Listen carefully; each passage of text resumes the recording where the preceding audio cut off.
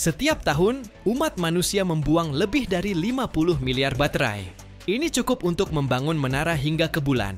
Ini adalah gunung-gunung logam beracun dan bahan kimia yang bisa menjadi bahan baku untuk kehidupan baru, bukannya meracuni planet.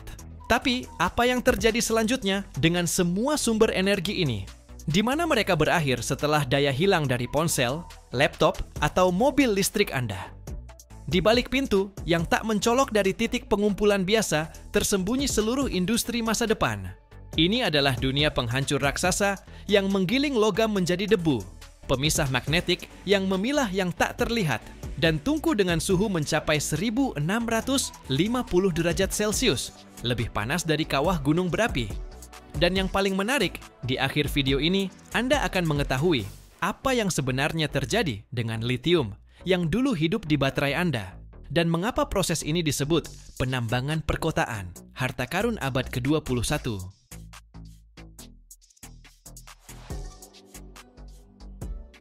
Perjalanan menuju kelahiran kembali tidak dimulai di pabrik, melainkan di tangan kita. Pengumpulan baterai bekas adalah operasi logistik raksasa yang mencakup seluruh negeri. Individu menyerahkan baterai kecil dari ponsel dan laptop ke kotak khusus yang dipasang di toko elektronik dan supermarket. Bengkel mobil, seperti rumah sakit untuk kendaraan, mengekstrak blok baterai masif seberat ratusan kilogram dari mobil listrik. Perusahaan industri yang menggunakan mesin berat menyerahkan sumber daya mereka yang habis dalam hitungan ton. Ini seperti ribuan sungai kecil yang mengalir menjadi satu sungai besar. Baterai lama dari pabrik dan bengkel dikirim dengan truk berlapis baja ke pusat pengumpulan regional. Menariknya, kontainer pengumpulan pintar modern dilengkapi sensor yang melacak level pengisian secara real-time. Ketika kontainer hampir penuh, ia otomatis mengirim sinyal ke perusahaan logistik yang merencanakan rute pengangkutan.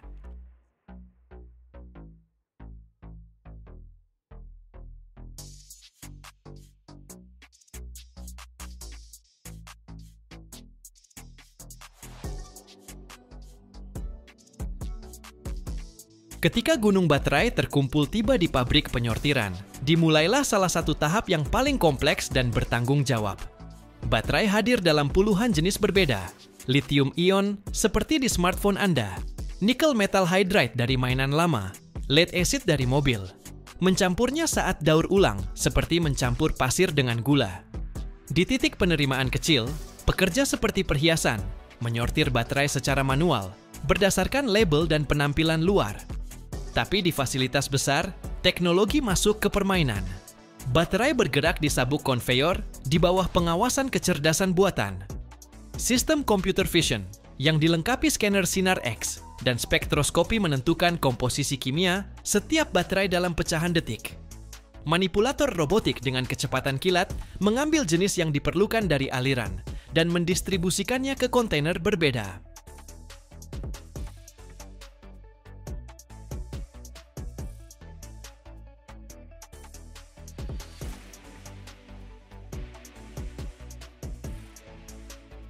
Meskipun ada otomatisasi, kontrol manusia tetap tak tergantikan. Operator, seperti pengontrol lalu lintas udara, memantau kerja mesin dan ikut campur dalam kasus kompleks. Jika baterai memiliki casing rusak atau tidak ada label, hanya manusia yang bisa membuat keputusan yang tepat. Ini terutama berlaku untuk baterai mobil listrik yang sangat besar. Blok raksasa ini yang beratnya hingga setengah ton dibongkar menjadi modul yang lebih kecil dengan bantuan robot khusus, tetapi penyortiran akhir sel sering dilakukan secara manual. Ini adalah pekerjaan teliti dan berbahaya yang membutuhkan konsentrasi maksimal. Pada akhirnya, setiap baterai yang disortir dengan benar bukan hanya sepotong logam. Ini adalah kesempatan untuk mengembalikan elemen tanah jarang berharga seperti kobalt dan litium ke ekonomi, dan mengurangi kerusakan kolosal yang disebabkan oleh penambangan primer mereka.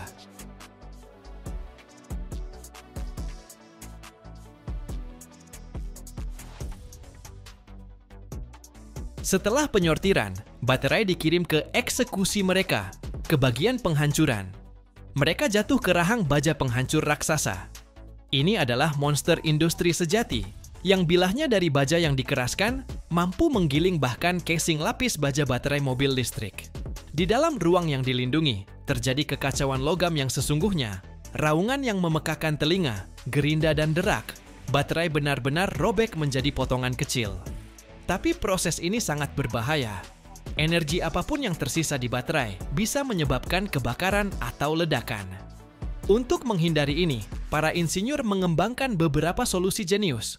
Sebelum penghancuran, baterai sering mengalami pembekuan kriogenik dalam nitrogen cair pada suhu minus 196 derajat. Ini tidak hanya membuat logam lebih rapuh, tetapi juga sepenuhnya menetralkan aktivitas kimia apapun. Beberapa penghancur bekerja di ruang kedap udara yang diisi dengan gas inert untuk menghilangkan kontak dengan oksigen.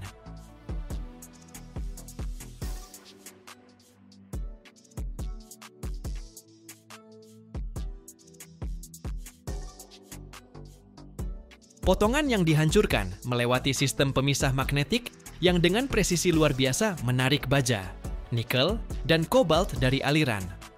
Tapi yang paling berharga adalah bubuk hitam halus yang mengendap di kolektor debu khusus. Ini dikenal sebagai massa hitam.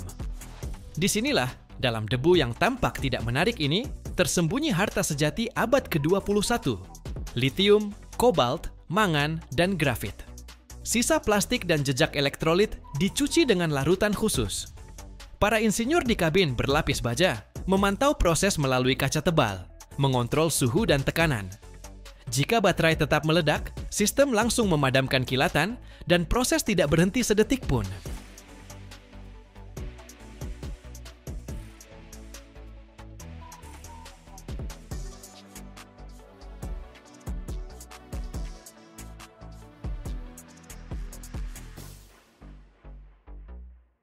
Setelah massa hitam berharga diekstrak dari kekacauan baterai yang dihancurkan, dimulailah alkimia sejati.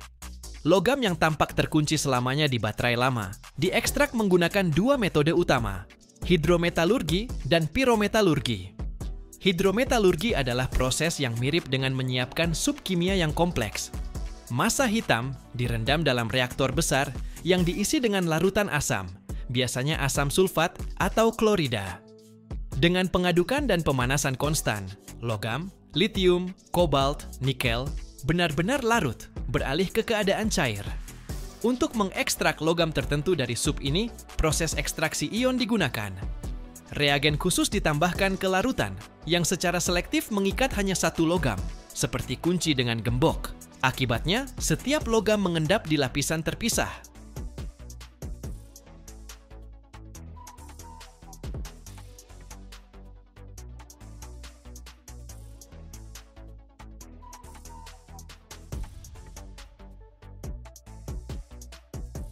Jika hidrometalurgi adalah kimia halus, maka pirometalurgi adalah kekuatan primitif api. Di sini semuanya benar-benar terbakar dan meleleh. Massa hitam dimuat ke tungku busur besar, di mana suhu mencapai hampir 1650 derajat Celcius. Dengan panas seperti itu, logam meleleh, sementara plastik dan residu organik lainnya hanya terbakar. Massa yang meleleh berlapisan di bawah aksi gravitasi, seperti minyak dan air. Logam yang lebih berat seperti kobalt, nikel, dan tembaga mengendap di bagian bawah, membentuk paduan berharga. Sedangkan litium yang lebih ringan tetap di lapisan atas, dalam apa yang disebut terak. Kemudian, terak ini diekstrak dan diproses secara terpisah untuk mendapatkan litium murni. Metode ini lebih cepat dan memungkinkan pengolahan volume besar, tetapi juga lebih boros energi.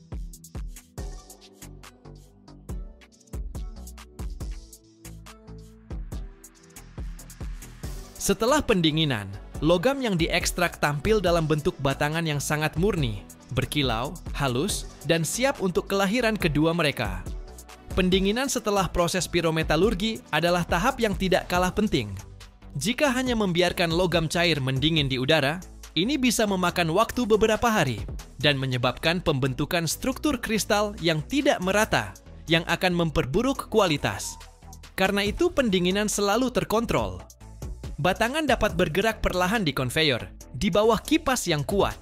Ini seperti pengering rambut raksasa, yang dengan cepat tetapi merata mendinginkan permukaan. Untuk proses yang lebih cepat, Batangan yang memanas dapat dicelupkan ke dalam bak air besar atau cairan pendingin khusus. Ini adalah pemandangan yang luar biasa. Logam yang panas saat masuk ke air langsung terbungkus awan uap mendesis. Kadang-kadang pendinginan gabungan juga digunakan. Pertama udara kemudian air untuk mengurangi tegangan internal dalam logam. Pendinginan terkontrol memastikan struktur logam yang homogen, yang sangat penting untuk penggunaan ulang mereka, terutama dalam produksi baterai berteknologi tinggi baru. Litium yang diperoleh, sekarang dalam bentuk litium karbonat yang sangat murni, akan kembali ke pabrik untuk menjadi jantung baterai baru, yang akan memberi daya pada mobil listrik atau bahkan ponsel Anda. Nikel dapat menjadi bagian dari paduan super tahan untuk turbin yang menghasilkan energi dari angin. Dan kobalt, komponen yang tak tergantikan dalam peralatan medis yang kompleks. Kami benar-benar menutup siklus. Baterai lama yang dibuang memberi kehidupan pada teknologi baru yang canggih. Baterai yang dibuang dapat berubah menjadi bencana lingkungan yang nyata. Pertama, mereka mengandung logam berat beracun yang, saat mencapai tempat pembuangan sampah, merembes ke tanah dan air tanah, meracuni segala sesuatu di sekitarnya.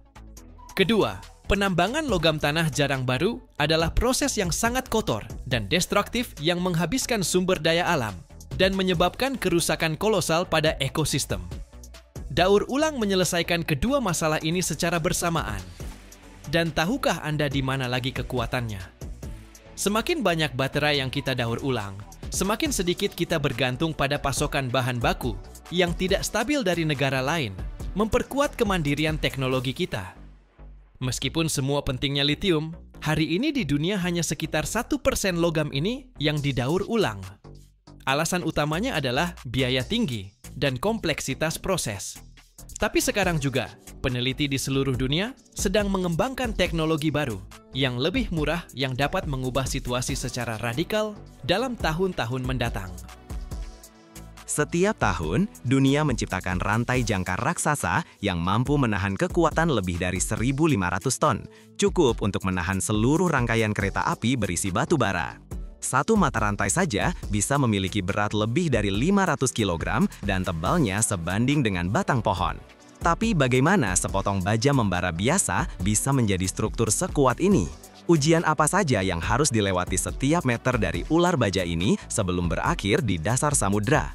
Tetaplah bersama kami sampai akhir untuk melihat proses yang penuh dengan api, percikan, dan rahasia rekayasa sejati.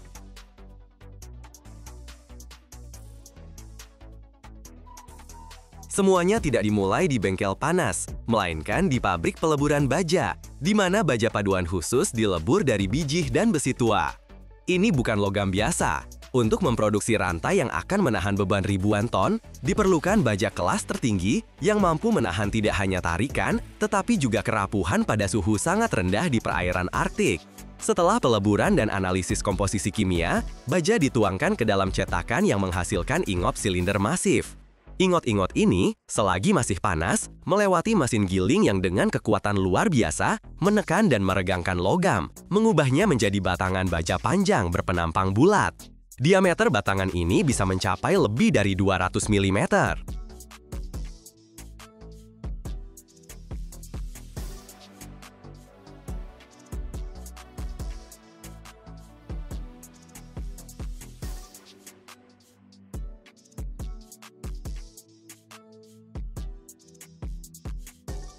Bengkel produksi adalah kerajaan api dan logam. Udara di sini dipenuhi oleh deru mesin dan bau tajam baja membara. Disinilah proses magis mengubah batangan lurus menjadi mata rantai yang melengkung dan tertutup terjadi. Pertama, batangan baja masuk ke dalam mulut neraka dari tungku induksi. Dalam hitungan menit, medan elektromagnetik yang kuat memanaskannya hingga suhu 1200 derajat Celcius. Logam menjadi plastis dan mudah dibentuk. Selanjutnya, batangan yang membara segera dimasukkan ke mesin pres pembengkok. Lengan-lengan hidrolik dengan mudah membengkokkannya, memberinya bentuk U yang khas. Kini tibalah momen kunci. Bilet berbentuk U yang masih panas dimasukkan melalui mata rantai terakhir yang sudah jadi dari rantai yang akan dibuat.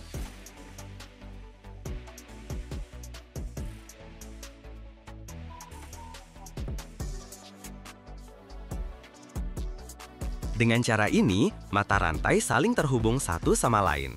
Setelah itu, ujung-ujung bilet berbentuk U disatukan dan dijepit erat dalam penjepit tembaga raksasa dari mesin las. Dimulailah proses pengelasan kontak. Arus listrik berkekuatan sangat besar dialirkan melalui titik sambungan. Logam di titik kontak langsung meleleh, yang disertai dengan kilatan menyilaukan dan semburan percikan api. Pada saat itu, mesin pres hidrolik dengan kekuatan ratusan ton menekan ujung-ujung yang meleleh, secara harfiah menyatukannya di tingkat molekuler menjadi satu kesatuan. Di tempat las, terbentuk kelebihan logam yang disebut flash yang segera dipotong oleh pisau khusus.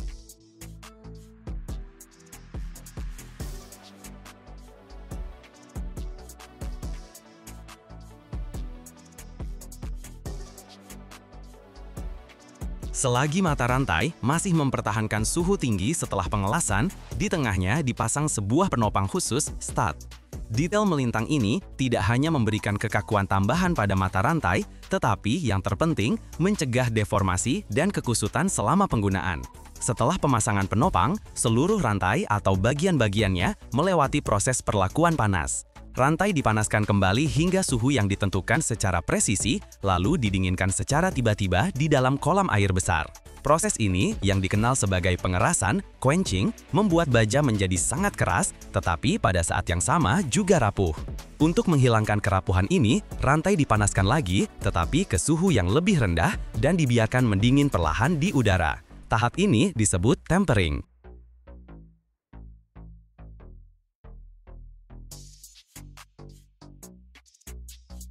Tidak ada 1 meter pun dari rantai raksasa yang meninggalkan pabrik tanpa melalui serangkaian pengujian yang sangat ketat.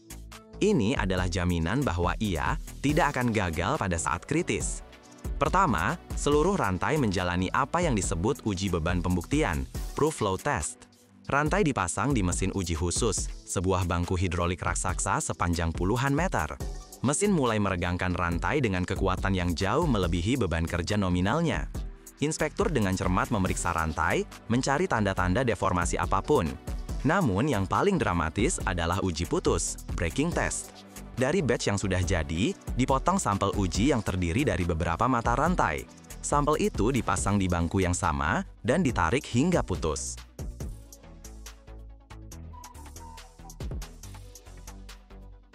Suara retakan yang memekakkan telinga dari logam yang putus bukanlah tanda kegagalan, melainkan konfirmasi terbaik dari kualitas seluruh batch. Setelah pengujian mekanis, setiap mata rantai diperiksa menggunakan ultrasonik untuk mendeteksi cacat internal tersembunyi. Hanya setelah berhasil melewati semua tahap ini, rantai tersebut mendapatkan sertifikat kualitas. Saat dimuat ke transportasi, ia terlihat seperti ular baja yang sedang tidur, siap memulai tugas sunyinya di kedalaman lautan. Untuk rantai kelas tertinggi, beban ini bisa melebihi 1.000 ton. Ini berarti rantai diregangkan dengan kekuatan yang setara dengan berat 3 pesawat Boeing 747. Beban putus minimum untuk produk semacam ini seringkali melebihi 1.500 ton.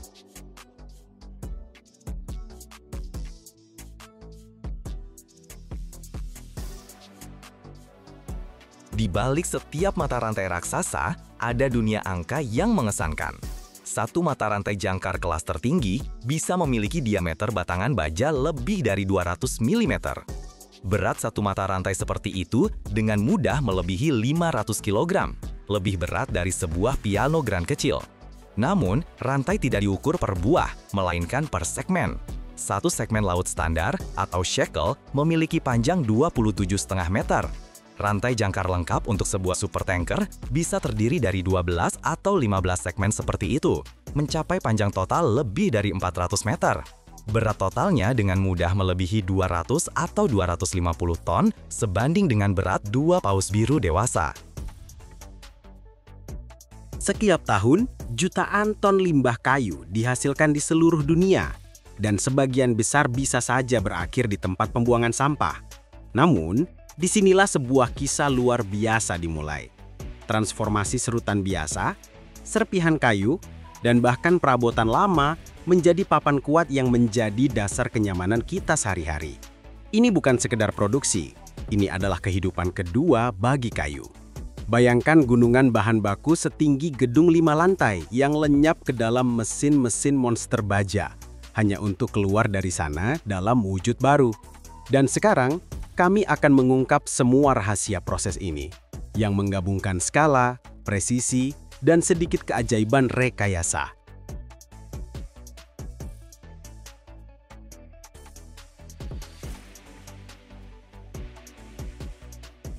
Semuanya dimulai di sebuah area bahan baku yang sangat luas, tempat dasar untuk papan masa depan terus-menerus berdatangan. Berlawanan dengan kepercayaan umum, kayu berkualitas tinggi hampir tidak pernah digunakan untuk produksinya. Sebaliknya, filosofi produksi adalah memberikan kehidupan kedua bagi limbah kayu. Tumpukan bahan baku yang mencapai ketinggian puluhan meter diangkut ke sini. Dasarnya adalah serpihan kayu teknis yang diperoleh dari kayu berkualitas rendah. Sebagian besar berasal dari limbah pabrik penggergajian, potongan pinggir, sisa papan, dan bilah-bilah tipis.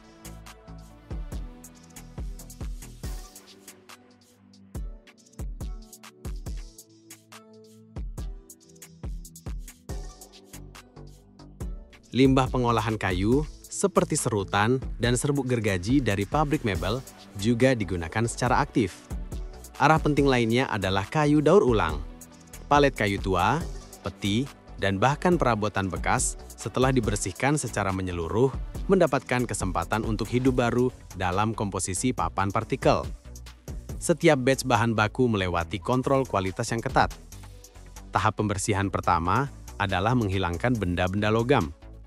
Separator elektromagnetik yang kuat menyaring aliran bahan baku, mengeluarkan paku, staples, dan fragmen logam lainnya.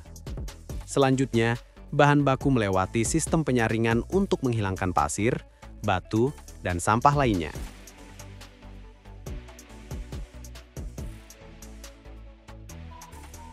Jika dalam produksi digunakan kayu gelondongan utuh, misalnya sepanjang 6 meter, mereka pasti akan melewati mesin pengupas kulit kayu. Di dalam drum berputar raksasa atau dengan menggunakan pisau fresh khusus, kulit kayu dihilangkan. Langkah ini sangat penting karena kulit kayu memiliki struktur yang berbeda, mengandung banyak kotoran, dan secara signifikan memperburuk kualitas pengeleman. Kayu yang sudah disiapkan dan dibersihkan memulai perjalanannya di atas ban berjalan sepanjang ratusan meter, yang membawanya ke tahap transformasi mekanis pertama. Ia lenyap ke dalam mulut baja dari mesin pencacah raksasa, monster industri seukuran ruangan kecil. Berputar dengan kecepatan ribuan putaran per menit, pisaunya dengan sangat mudah melahap kayu, mengubah potongan utuh menjadi aliran serpihan homogen berukuran beberapa sentimeter.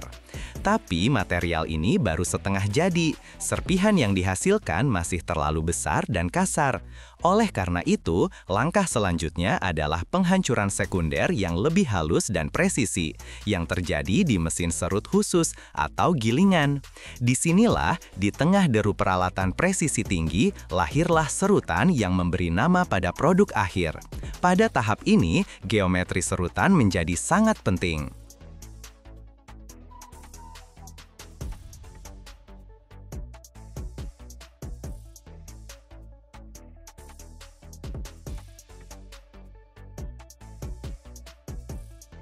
Untuk lapisan luar atau permukaan dari papan yang akan bertanggung jawab atas penampilannya, diperlukan serutan yang sangat halus, tipis, dan datar.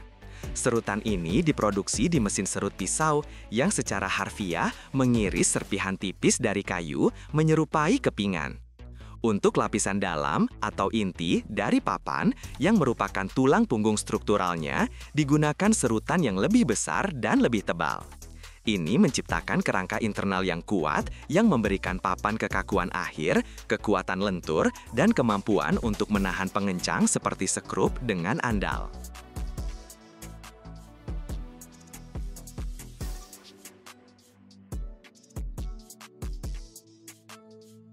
Massa serutan yang dihasilkan memiliki kelembapan yang bervariasi, yang tidak dapat diterima untuk pengeleman berkualitas. Oleh karena itu, semua serutan dikirim ke salah satu tahap terpenting, pengeringan. Biasanya, untuk ini digunakan pengering drum raksasa. Serutan masuk secara terus-menerus ke dalam drum yang berputar, di mana ia diembus oleh udara panas. Kelembapan akhir serutan harus berada dalam rentang yang sangat sempit, antara 2 hingga 6%. Jika serutan terlalu kering, ia tidak akan menyerap lem dengan baik. Jika terlalu basah, selama proses pengepresan panas, uap air berlebih dapat meledakkan papan dari dalam.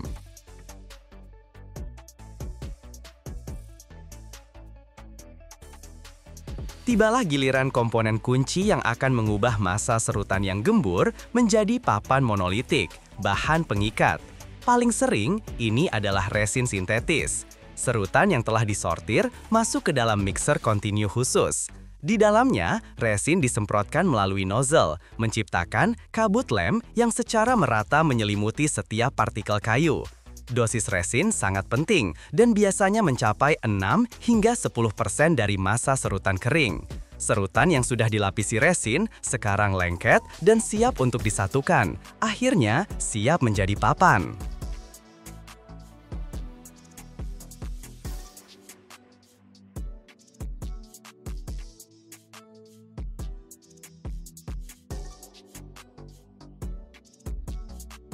Serutan diangkut ke mesin pembentuk masif, di mana dari partikel-partikel terpisah, lahirlah sebuah karpet serutan yang tak terputus. Disinilah terjadi keajaiban rekayasa dalam menciptakan struktur 3 lapis. Mesin pembentuk adalah kompleks yang rumit, yang secara berurutan dan dengan presisi tinggi, menaburkan serutan ke atas ban berjalan yang bergerak. Pertama, ia menciptakan lapisan bawah yang sangat rata menggunakan fraksi paling halus. Segera setelah itu, di atas dasar ini diletakkan lapisan tengah yang jauh lebih tebal yang terdiri dari serutan besar dan kuat. Sebagai penutup, seluruh karpet ini ditutupi dengan lapisan fraksi halus lainnya, menciptakan cerminan dari lapisan bawah.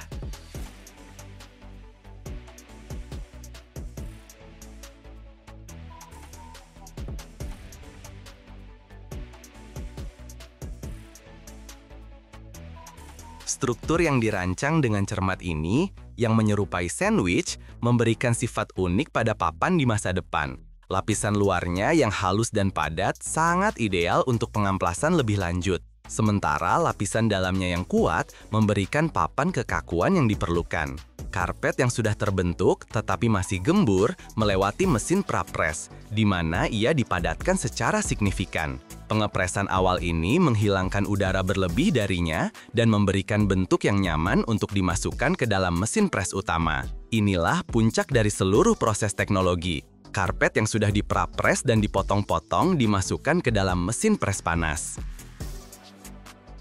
Di dalam mesin pres, massa serutan secara bersamaan dipengaruhi oleh 2 faktor kuat, tekanan luar biasa yang mencapai puluhan kilogram per sentimeter persegi memadatkan serutan. Pada saat yang sama, lempengan-lempengan pres yang dipanaskan hingga suhu 200 derajat Celcius mentransfer panasnya ke karpet. Suhu tinggi ini mengaktifkan resin, memulai proses polimerisasi yang tidak dapat diubah. Lem cair langsung berubah menjadi polimer yang sangat keras dan kuat, yang secara permanen merekatkan jutaan partikel kayu menjadi satu. Selama periode singkat ini, karpet yang gembur berubah menjadi papan partikel yang panas, keras, dan benar-benar monolitik.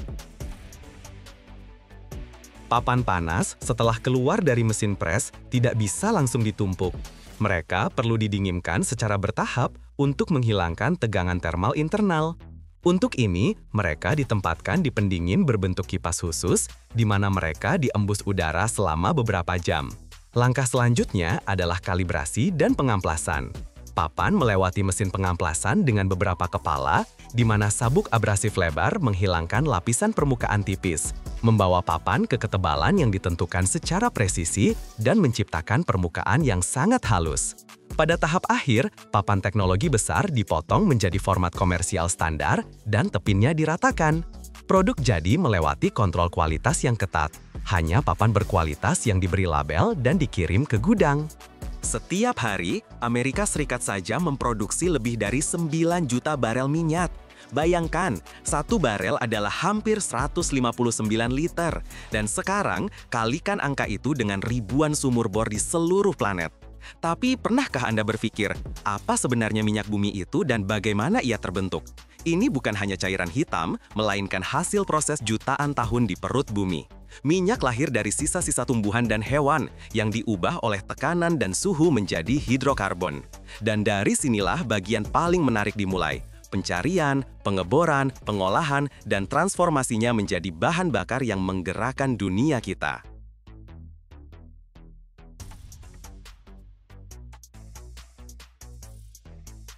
Produksi minyak rata-rata di AS tahun depan diperkirakan akan mencapai 9.900.000 barel per hari. Sebenarnya Anda tahu tidak apa itu minyak dan dari mana asalnya? Semua orang bicara soal minyak, tapi tak ada yang menjelaskan apa itu. Kami akan menjelaskannya. Pembentukan minyak bumi adalah proses panjang yang memakan waktu jutaan tahun. Semua dimulai dari penumpukan material organik seperti sisa tumbuhan dan hewan di dasar laut dan danau. Seiring waktu, sisa-sisa ini tertutup oleh lapisan batuan sedimen. Di bawah tekanan dan suhu tinggi, sisa organik mulai berubah menjadi kerogen, zat padat seperti lilin. Peningkatan suhu lebih lanjut, antara 60 hingga 150 derajat Celcius, menyebabkan dekomposisi termal kerogen yang menghasilkan hidrokarbon cair. Hidrokarbon cair inilah yang disebut minyak bumi.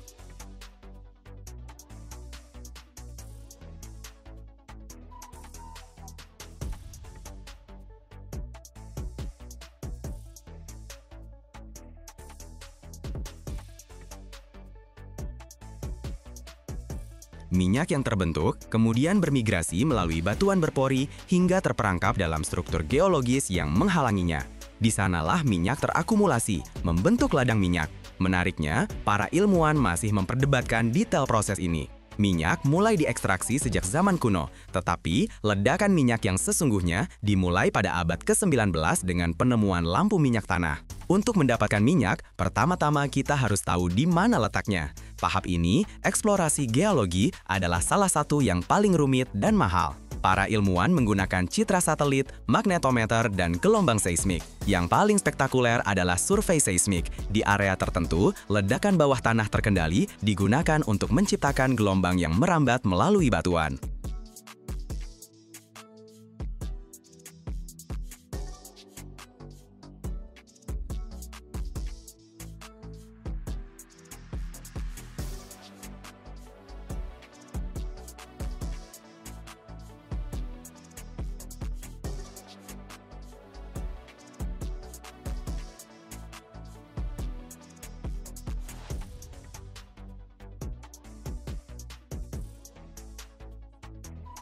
Ketika geolog menemukan zona yang menjanjikan, pengeboran sumur pun dimulai. Rig pengeboran darat atau lepas pantai berubah menjadi konstruksi raksasa yang bekerja siang dan malam tanpa henti. Alat bor, pipa baja dengan mata bor pemotong, menembus bumi, berputar dengan kecepatan hingga 200 putaran per menit. Untuk melumasi mata bor dan mengeluarkan serpihan batuan, disuntikan lumpur pengeboran. Sumur modern dapat mencapai kedalaman dari 3 hingga 5 km. Bahkan dalam beberapa kasus, hingga 10 atau 12 km. Misalnya di Texas atau Arab Saudi, sumur dibor dengan panjang lebih dari 8 km dan seringkali sebagian jalurnya horizontal.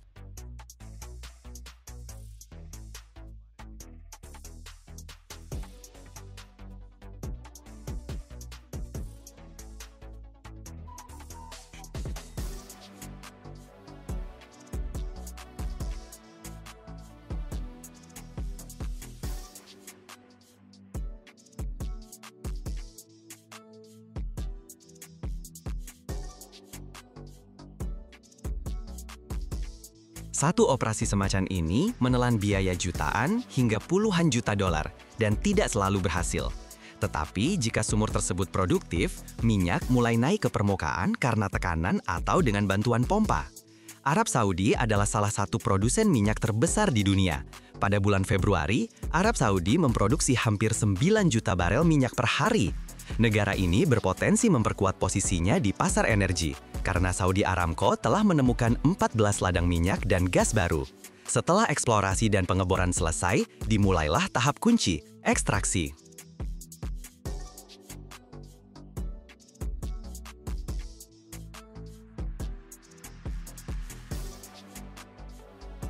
Jika ladang minyak kaya, minyak akan mulai naik ke permukaan dengan sendirinya karena tekanan. Ini disebut semburan liar, dan meskipun terlihat spektakuler, metode ini sekarang dianggap kuno dan berbahaya. Sumur modern dilengkapi dengan sistem katup yang rumit untuk mengontrol tekanan. Minyak mencapai permukaan melalui sistem perpipaan, lalu menuju unit pengolahan, di mana ia dipisahkan dari gas ikutan, air, pasir, dan pengotor lainnya. Tahap ini sering terjadi langsung di lokasi ekstraksi. Proses pemisahan pengotor sangat menarik. Minyak kotor masuk ke dalam tangki besar, di mana gaya gravitasi bekerja. Gas yang ringan naik ke atas, sementara air yang berat mengendap di dasar.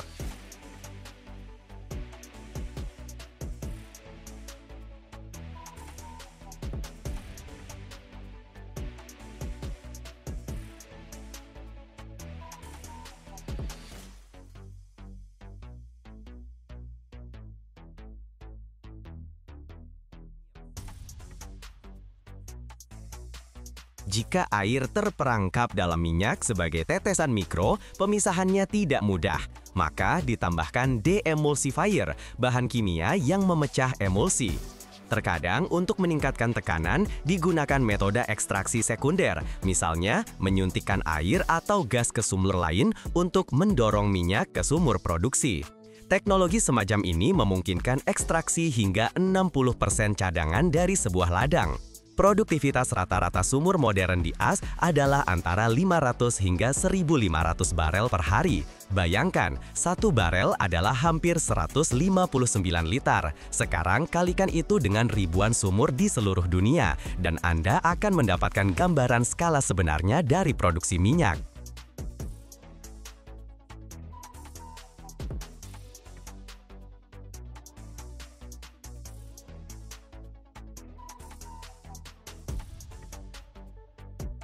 Minyak mentah itu sendiri adalah campuran kompleks dari ratusan hidrokarbon.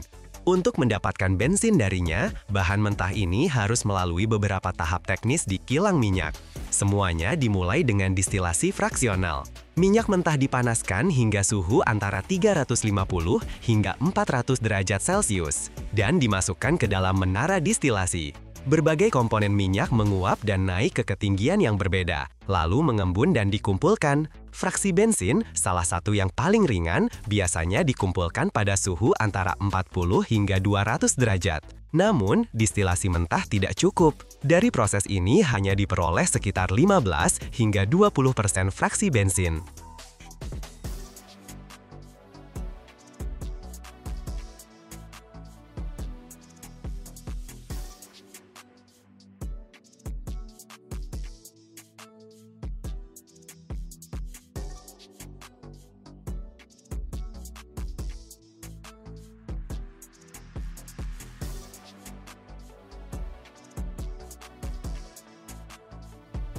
Sekarang bayangkan, apa yang menahan jembatan gantung raksasa di udara, yang setiap hari menahan beban ribuan mobil dan hembusan angin badai.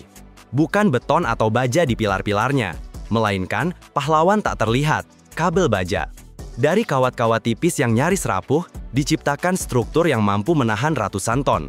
Rahasianya terletak pada teknologi yang mengubah batangan logam biasa menjadi urat yang tak pernah menyerah.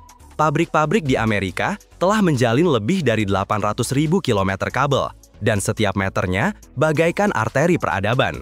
Tapi, ada satu detail yang tidak tertulis di buku-buku pelajaran, dan Anda akan mengetahuinya hanya di akhir video ini.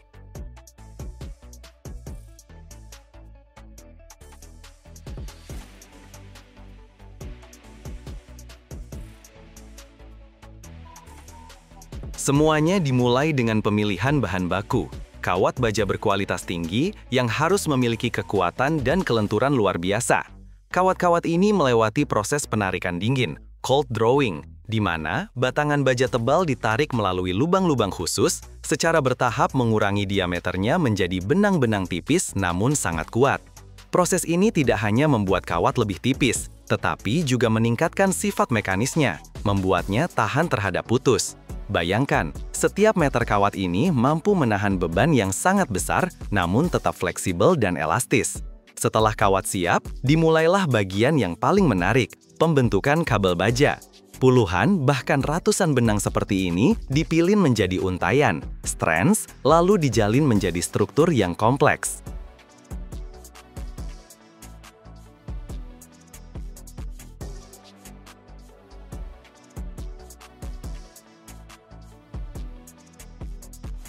Setiap lapisan kawat memiliki tujuannya sendiri. Benang bagian dalam menanggung beban utama, sementara bagian luar melindungi dari aus dan korosi. Seluruh proses ini menyerupai penciptaan jaringan hidup, di mana setiap benang adalah pembuluh terpisah yang bersama-sama membentuk satu kesatuan yang kuat dan andal. Yang paling mengesankan adalah presisi dan kontrol dalam pembuatan kabel-kabel ini. Setiap tahap disertai dengan pengujian ketat. Kekuatan tarik, ketahanan terhadap tekukan, dan pengaruh kondisi cuaca diperiksa. Pengujian dilakukan dengan menggunakan peralatan khusus yang mensimulasikan beban yang akan dialami kabel selama penggunaannya di jembatan.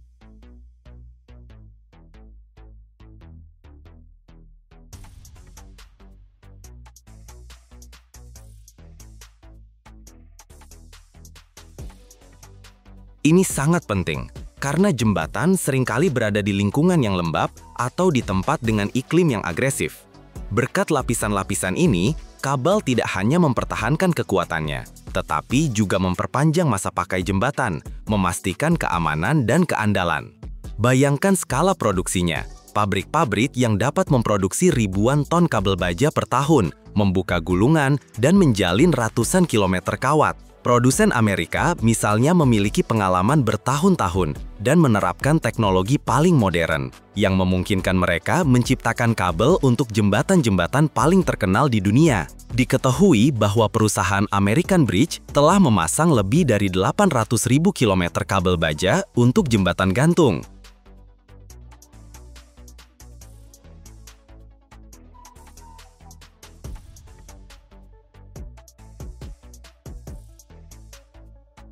Satu hal lagi yang membuat saya terkesan adalah peran para insinyur dan teknolog yang terus-menerus menyempurnakan proses produksi. Mereka bekerja untuk membuat kabel menjadi lebih kuat, lebih ringan, dan lebih tahan terhadap beban ekstrim. Penggunaan paduan baru, penyempurnaan metode pemilinan dan pelapisan, semua ini membuat kabel baja modern menjadi mahakarya rekayasa sejati. Selama tur, saya melihat bagaimana gulungan-gulungan raksasa berisi kawat baja bergerak mulus di atas konveyor, bagaimana kawat melewati proses penarikan dingin, dan bagaimana para ahli mengontrol setiap sentimeter dari proses ini.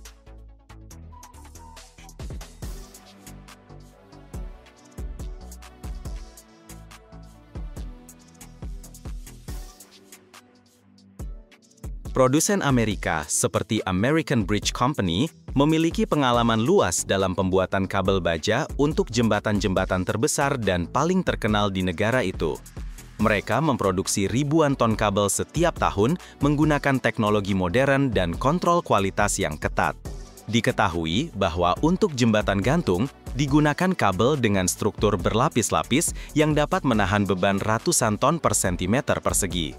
Selama pembangunan jembatan Brooklyn misalnya, setiap kabel utama terdiri dari 19 untayan terpisah, dan setiap untayan terdiri dari 278 kawat. Ini memberikan cadangan kekuatan yang sangat besar.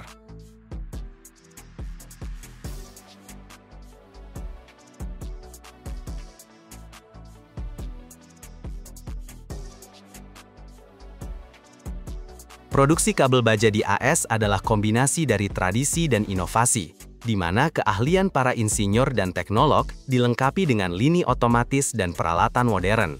Setiap tahap, dari pemilihan bahan baku hingga aplikasi lapisan pelindung, dikontrol dengan perhatian maksimal. Karena dari sinilah bergantung keselamatan ribuan orang yang setiap hari menggunakan jembatan. Sementara itu, perusahaan-perusahaan Eropa, khususnya di negara-negara seperti Jerman, Prancis, Italia, serta di Ukraina, Rumania, dan Polandia, memainkan peran penting dalam pasokan kabel baja untuk pembangunan jembatan dalam berbagai skala.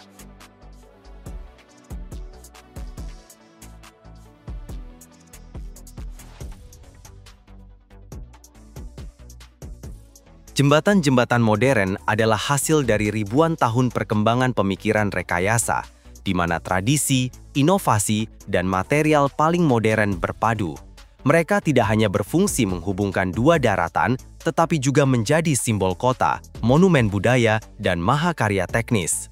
Keajaiban rekayasa modern termasuk Valkyr Wheel di Skotlandia, lift kapal berputar yang unik yang menghubungkan dua kanal, dan memungkinkan kapal diangkat 180 derajat. Objek ini tidak hanya fungsional, tetapi juga memukau dengan desain futuristiknya.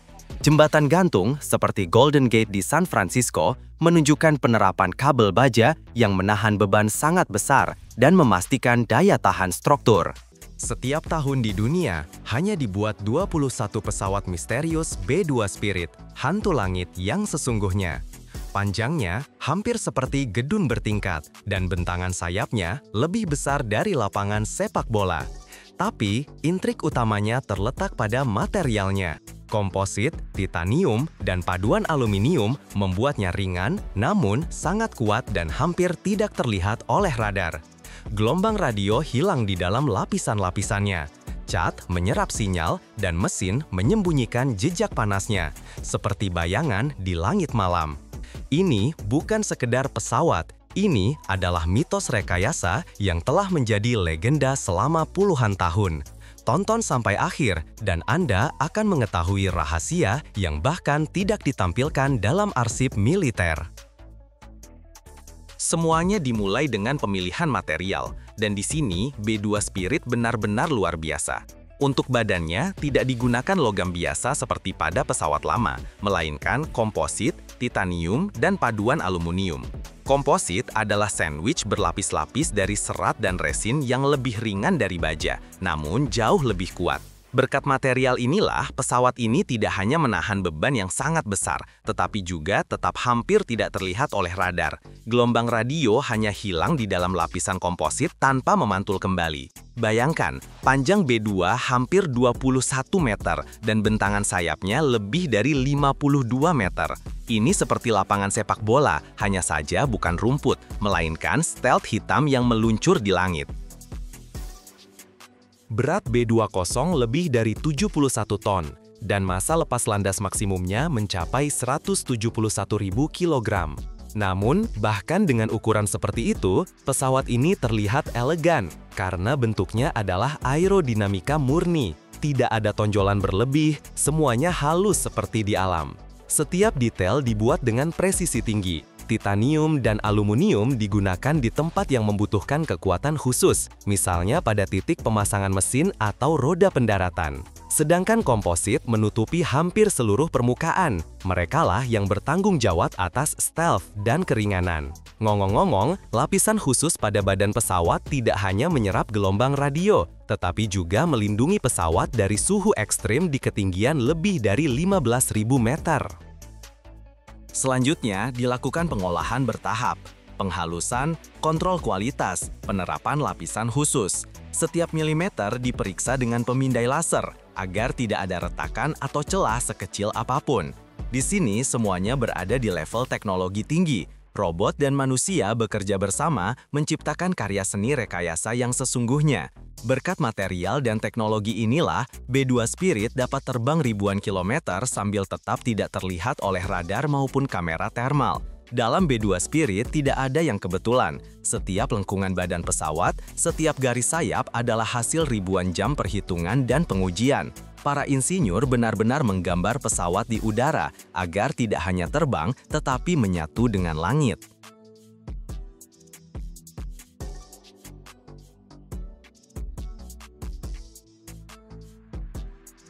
Berkat bentuk inilah, B-2 terlihat sangat futuristik.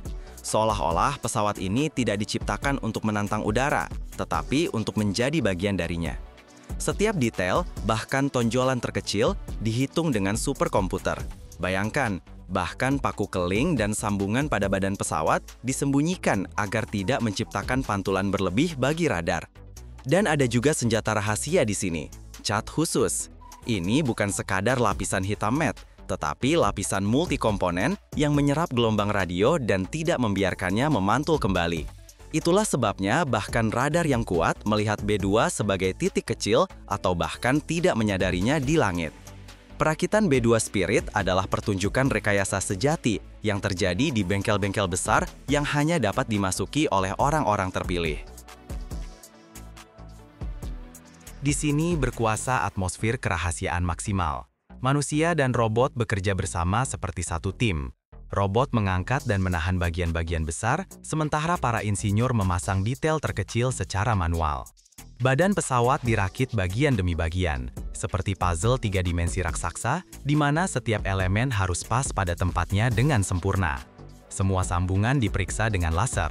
Ini terlihat seperti adegan dari film fiksi ilmiah. Derek besar, pemindai laser, orang-orang berseragam khusus, robot yang bergerak dengan presisi luar biasa. Setiap hari di bengkel-bengkel ini adalah satu langkah lagi menuju penciptaan pesawat yang mengubah aturan main di dunia penerbangan. Selanjutnya, mesin-mesin memasuki panggung, jantung sejati B2 Spirit.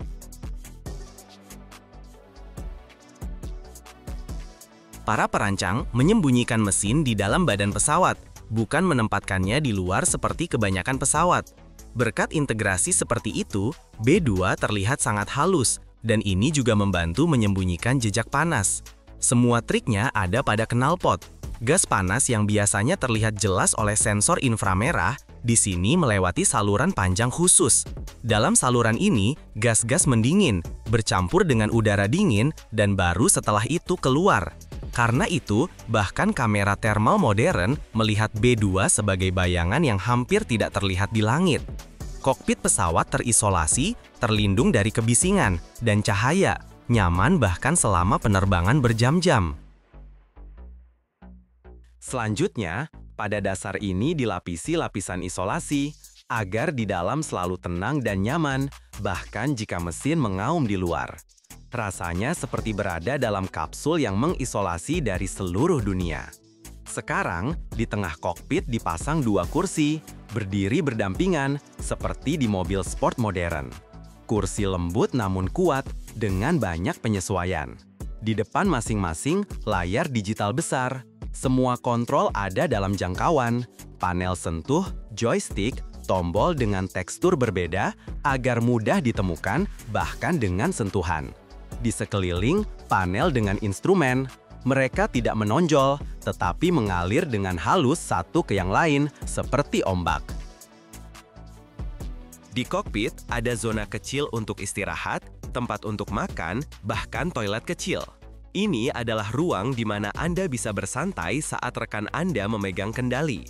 Semuanya dibuat agar kru bisa tetap fokus dan tidak lelah, bahkan selama penerbangan yang berlangsung lebih dari sehari. Ketika kokpit sudah siap, kokpit dilapisi dengan komposisi khusus yang melindungi dari perubahan suhu, dari cuaca beku hingga panas. Semua sambungan disegel agar tidak ada angin atau kebisingan asing sedikit pun.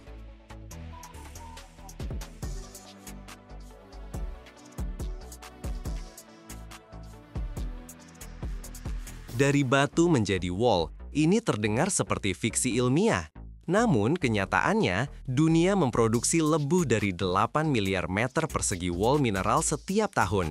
Ini cukup untuk mengisolasi dan kedap suara jutaan bangunan. Pernahkah Anda bertanya-tanya bagaimana potongan batu yang tampaknya sama sekali tidak berguna dapat berubah menjadi salah satu bahan isolasi paling efektif? Hari ini, kita akan melihat ke dalam pabrik wall mineral terbesar di dunia untuk mengungkap rahasia proses produksi modern ini.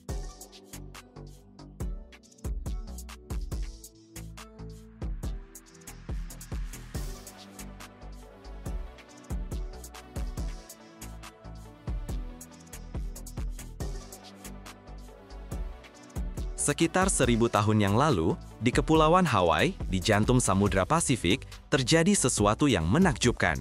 Aliran lava cair yang ditarik oleh angin membentuk serat tipis yang terjalin menjadi selimut isolasi alami. Menurut legenda, ini adalah rambut Dewi Pele yang tercabut dari kepalanya setiap kali gunung berapi meletus. Pada awal abad ke-20, sekelompok ilmuwan juga menemukan sifat isolasi luar biasa dari bahan vulkanik ini. Dan dari pengetahuan inilah, lahirlah wall batu. Namun, untuk mengisolasi jutaan rumah, lava Hawaii saja tidak cukup. Umat manusia harus menciptakan kembali kekuatan alam menggunakan proses industri. Di Amerika Serikat, negara bagian dengan deposit basalt besar seperti Carolina Utara, Missouri, dan Utah menjadi sumber utama bahan baku untuk produksi wall batu skala besar.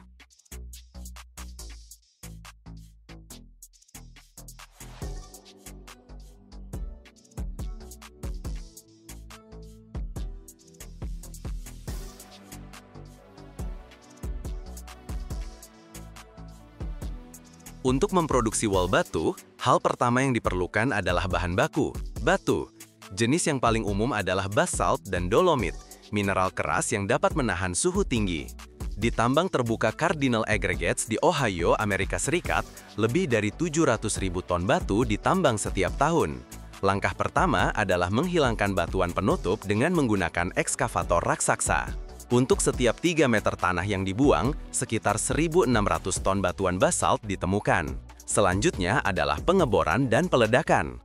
Rig pengeboran yang kuat memotong batu dengan kecepatan hampir 1,5 meter per menit, menciptakan jaringan lubang bor.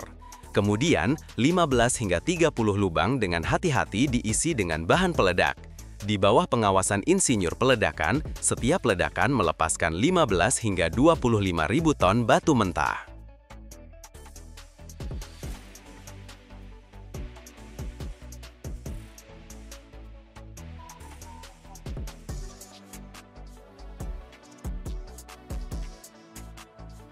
Setelah penghancuran, batu diangkut ke pabrik penghancur, di mana blok besar dihancurkan menjadi potongan berukuran kurang dari 25 cm. Setiap ember ditimbang secara elektronik sebelum dituangkan ke truk yang menunggu. Pada hari-hari puncak, lebih dari 400 truk meninggalkan tambang, mengirimkan 8 hingga 9.000 ton batu setiap hari ke fasilitas produksi. Dari blok-blok ini, pada tahap peleburan dan pemintalan berikutnya, batu berubah menjadi jutaan serat mineral tipis, dasar isolasi wall batu modern untuk bangunan.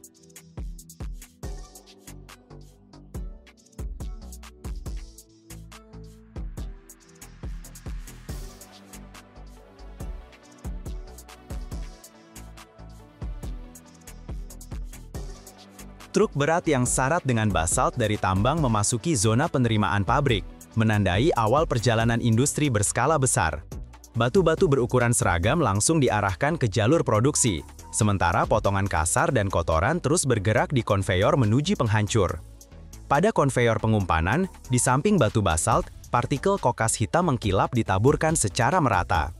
Penambahan kokas tidak hanya menyediakan panas kuat untuk tungku, tetapi juga mengatur komposisi kimia, membantu basalt meleleh lebih cepat dan lebih merata.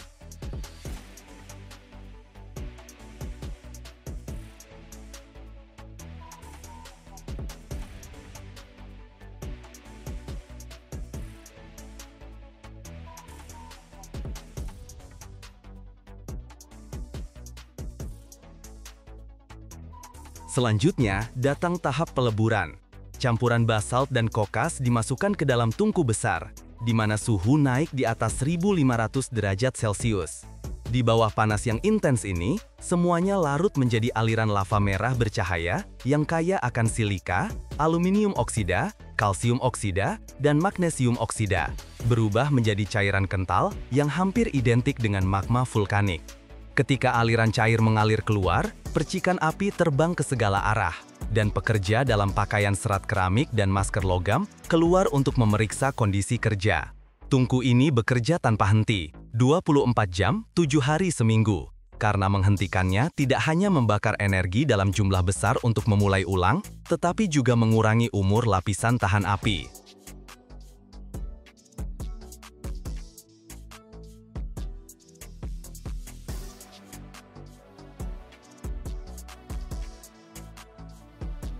Dari tungku, aliran lava bercahaya diarahkan ke roda berputar berkecepatan tinggi. Ketika bahan cair mengenai permukaan yang berputar, ia terpental keluar dan meregang menjadi serat yang lebih tipis dari rambut manusia. Pada saat yang sama, aliran udara panas mengikuti rotasi, membawa serat keluar dan dengan cepat mendinginkannya di udara, memperbaiki bentuk tipis namun kuat mereka. Hasilnya adalah hujan serat mineral yang mengendap menjadi tikar ringan dan halus dengan ketahanan panas yang luar biasa dan kemampuan menyerap suara.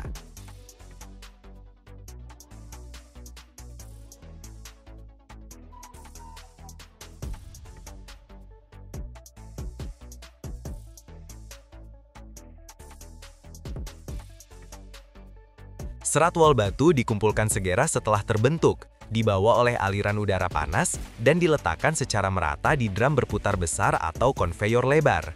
Lapis demi lapis, benang tipis membentuk selimut wall mineral yang kontinu. Kipas yang kuat dan saluran hisap disetel dengan tepat untuk mendistribusikan serat secara merata. Pada tahap ini, bahan masih lembut dan halus, mirip dengan lautan serat putih yang mengalir. Wall batu mengambil bentuk blok, tetapi aliran serat awal hanya memiliki ketebalan beberapa sentimeter, sehingga mereka perlu terus berlapis. Aliran wall batu bergerak maju ke tahap pelapisan, di mana tikar serat disusun satu di atas yang lain untuk meningkatkan ketebalan. Lapis demi lapis, benang batu mengambil bentuk blok, tetapi aliran serat awal hanya memiliki ketebalan beberapa sentimeter, sehingga mereka perlu terus berlapis. Aliran wall batu bergerak maju ke tahap pelapisan, di mana tikar serat disusun satu di atas yang lain untuk meningkatkan ketebalan. Proses ini biasanya meningkatkan kedalaman lembaran dari beberapa sentimeter menjadi 20 hingga 30 cm, tergantung pada penggunaan akhirnya. Setelah pelapisan hingga ketebalan yang diinginkan, tikar wall mineral masuk ke sistem roll penekan besar. Di sini, tekanan merata diterapkan di seluruh permukaan, memampatkan serat longgar menjadi lembaran dengan dimensi yang tepat. Pada saat yang sama, di sisi konveyor, lengan mekanis berulang kali menekan tepi, menjaganya tetap rapat dan mencegah material menyebar keluar. Hasilnya adalah blok wall mineral yang dipadatkan dengan ketebalan seragam dari 20 hingga 30 cm.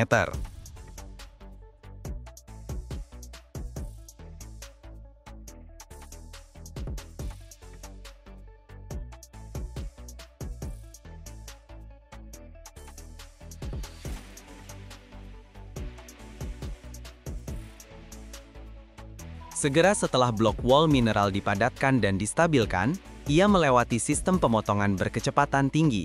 Pisau memangkas tepi berlebih, menciptakan sisi lurus dan rata yang sesuai dengan bentuk yang diinginkan. Kemudian, pemotong tambahan memotong selimut tebal menjadi panel atau blok individual, masing-masing dengan dimensi yang sama. Pada akhir tahap ini, wall mineral berubah dari tikar longgar menjadi panel isolasi yang terbentuk dengan rapi. Setiap blok dipotong menjadi panel standar, biasanya berukuran sekitar 60 x 120 cm, dengan ketebalan dari beberapa sentimeter untuk ruang hunian, hingga hampir 30 cm untuk isolasi industri berat.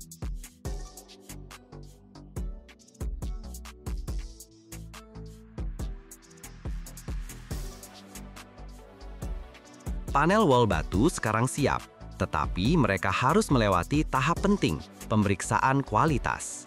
Bagian dari proses ini termasuk memeriksa kekerasan mereka, di mana tes tekanan diterapkan untuk memastikan bahwa panel dapat menahan beban mekanis tanpa kehilangan bentuk atau kepadatan. Dan karena wall mineral adalah tahan api dan isolasi sekaligus, tes ketahanan api adalah wajib. Di sini digunakan penyembur api yang membakar permukaan hingga suhu sekitar 1200 derajat. Sementara, seseorang dapat duduk tepat di belakangnya, membaca koran tanpa merasakan apa-apa. Setelah pemeriksaan selesai, panel isolasi wall batu dengan hati-hati dibungkus dalam film plastik yang kuat, kemudian dimuat ke truk dan dikirim ke lokasi konstruksi.